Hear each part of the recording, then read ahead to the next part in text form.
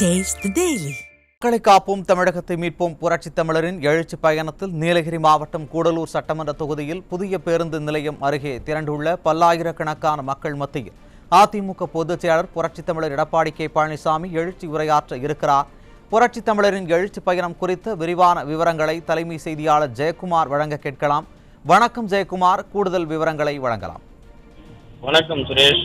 மக்களை காப்போம் தமிழகத்தை மீட்போம் புரட்சி தமிழருடைய எழுச்சி பயணத்திலே நீலகிரி மாவட்டம் கூடலூர் சட்டமன்ற தொகுதி புதிய பேருந்து நிலையம் அருகே திரண்டிருக்கக்கூடிய பல்லாயிரக்கணக்கான மக்கள் மத்தியில் அனைத்திந்திய அண்ணா திராவிட முன்னேற்ற கழகத்துடைய பொதுச் செயலாளரும் சட்டமன்ற எதிர்க்கட்சி தலைவரும் முன்னாள் முதலமைச்சருமான புரட்சி தமிழர் எடப்பாடி கே பழனிசாமியுடைய வாகனம் தவழ்ந்து வந்து கொண்டிருக்கிறது.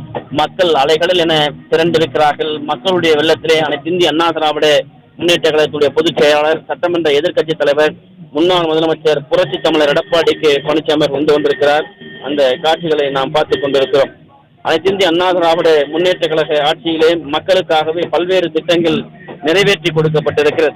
அந்த திட்டங்களுடைய எழுச்சியைத்தான் இந்த மக்களுடைய எழுச்சியாக இந்த மக்களுடைய வெள்ளத்திலே அதிமுக பொதுச் செயலாளர் வந்து கொண்டிருக்கிறார். அவரோடு அனைத்திந்திய அண்ணா திராவிட முன்னேற்ற கழகத்துடைய தலைமை நிலைய செயலாளர் முன்னாள் அமைச்சர் SP வேலுமணி, நீலகிரி மாவட்ட கழக செயலாளர் கப்பச்சி வினோத், அதே போன்று அனைத்திந்திய அண்ணா திராவிட முன்னேற்ற கழகத்துடைய நீலகிரி மாவட்ட பொறுப்பாளர் சஜீவன், அனைத்திந்திய அண்ணா திராவிட முன்னேற்ற கழகத்துடைய முன்னாள் அமைச்சர்கள், சட்டமன்ற உறுப்பினர்கள், நாடாளுமன்ற உறுப்பினர்கள் என ஏராளமானோர் வந்து கொண்டிருக்கிறார்கள்.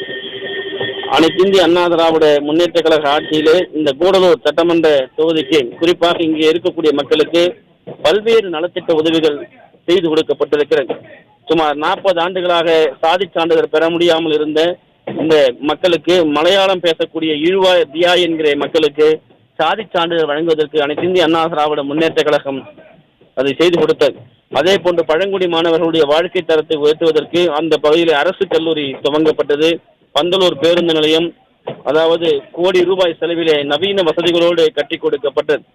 அனைத்திந்திய அண்ணா திராவிட முன்னேற்ற கழக ஆட்சியிலே பல்வேறு திட்டங்கள் நிறைவேற்றப்பட்டது.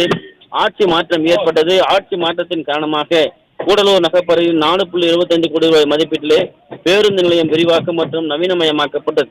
தேவர் சோலை பகுதியிலே 2.5 கோடி ரூபாய் மதிப்பீட்டிலே பேருந்து நிலையம் விரிவாக்கம் மற்றும் நவீனமயமாக்கப்பட்டது. நடுவட்டம் பகுதியிலே 2.5 கோடி மதிப்பீட்டிலே விரிவாக்க பணிகள் நியமிக்கப்பட்டது.